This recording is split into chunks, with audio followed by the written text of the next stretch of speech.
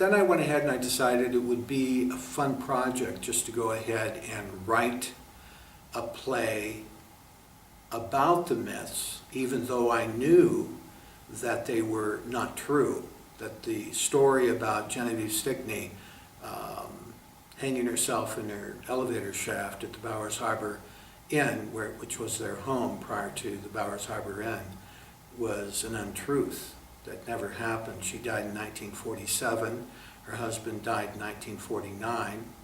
And according to the myth, they have it completely turned around, having Genevieve outliving him and his dying before her, and then her taking her life by hanging herself. So I thought, okay, it had kind of a funny feeling to me to jump into a project writing something that I knew was not true, but I've written fictitious plays in the past,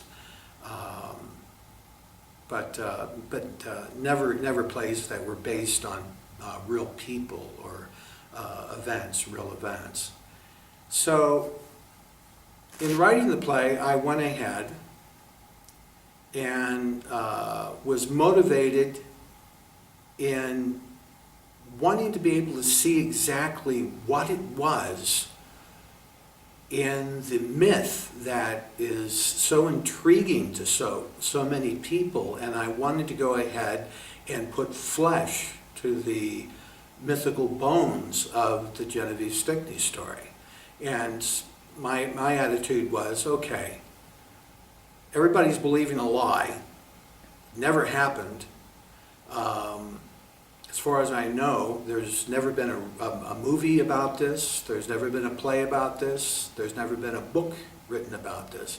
So I thought, well, okay, I want to go ahead and want to write something and let everybody really see, and to be able to hear Genevieve Stickney, and to be able to see what it feels like to actually see the woman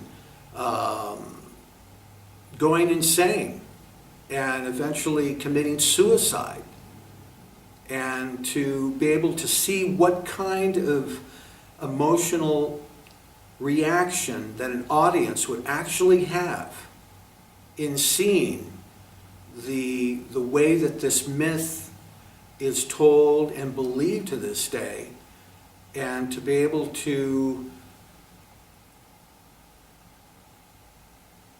see how people would walk out of a theater thinking, how they would think about the myth once seeing it, hearing it. Would they still, walking back to their car to drive home, would they still be thinking about that lovely little, fun little make-believe myth? Would they still feel the same way? And personally, I don't think that they would. The reason why we're doing a documentation is because I want people to know that this storyline that has been written about in the Record Eagle, that has been shown on television interviews, it's not true. It never happened. Hopefully someday the Record Eagle and some of these other media outlets will get the story straight and let Genevieve truly rest in peace and not have this brand on her forehead of taking her own life.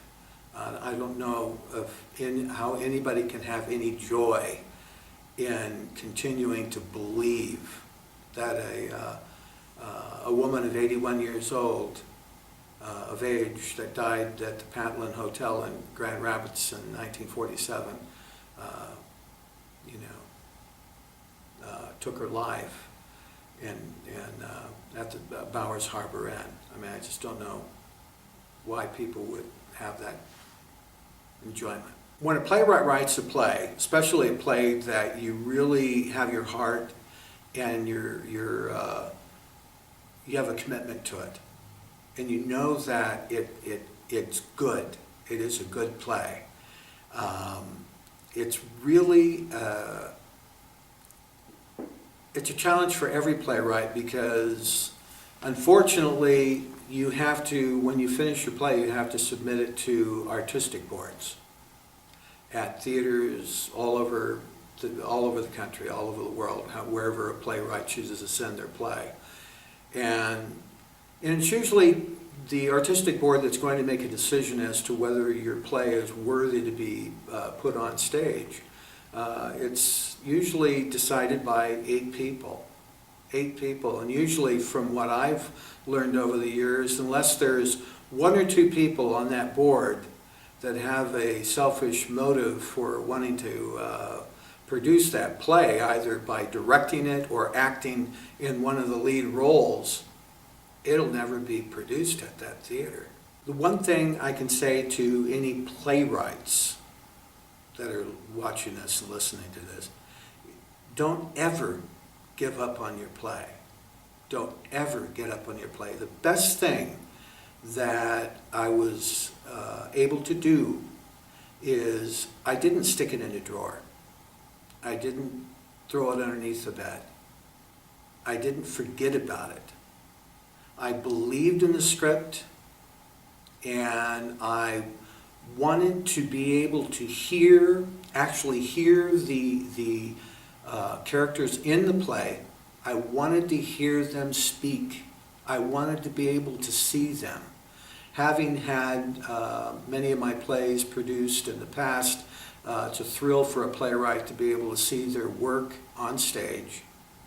And I just could not bring myself to not allow Genevieve Stickney's ghost to sit in a drawer because 8 people didn't like it.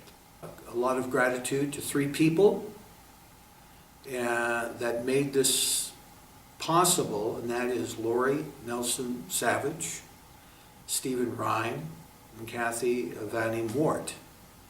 These 3 courageous actors have helped to flesh Genevieve Stickney's ghost into being a reality.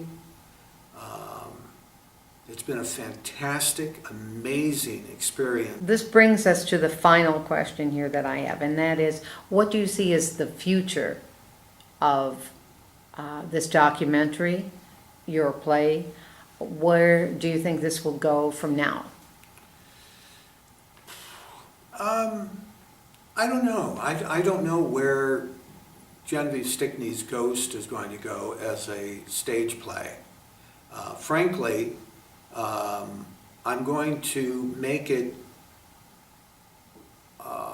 mandatory that anybody in the future, if they do want to produce Genevieve Stickney's ghost, that if they're going to produce it, they're going to have to write in the program letting them know that this is a completely fictitious rendering. It is an untruth. This is not it is not a realistic account of the life of Genevieve and Charles Stickney. This is strictly a play that is based on the untruth of the myth of Genevieve Stickney at the Barrows Harbor Inn. And that is going to have to be written in the program, and I would even like for usually people introduce an audience about the play before the play goes up that evening or on the matinee, and to let them know verbally that what you're seeing is a fictitious rendering of 2 real people. It's satisfying to know that it'll be on YouTube, and it will be on YouTube for a very long time. I mean, probably, if YouTube lasts another 30 or 40 years, it'll definitely outlast me. And that's always a comfort to know that that's something that you have spent a lot of time putting your heart and mind into is still going to be around. And once again, this is being able to document things on film is really, really great. I think I want to become a filmmaker more so than a playwright for the stage.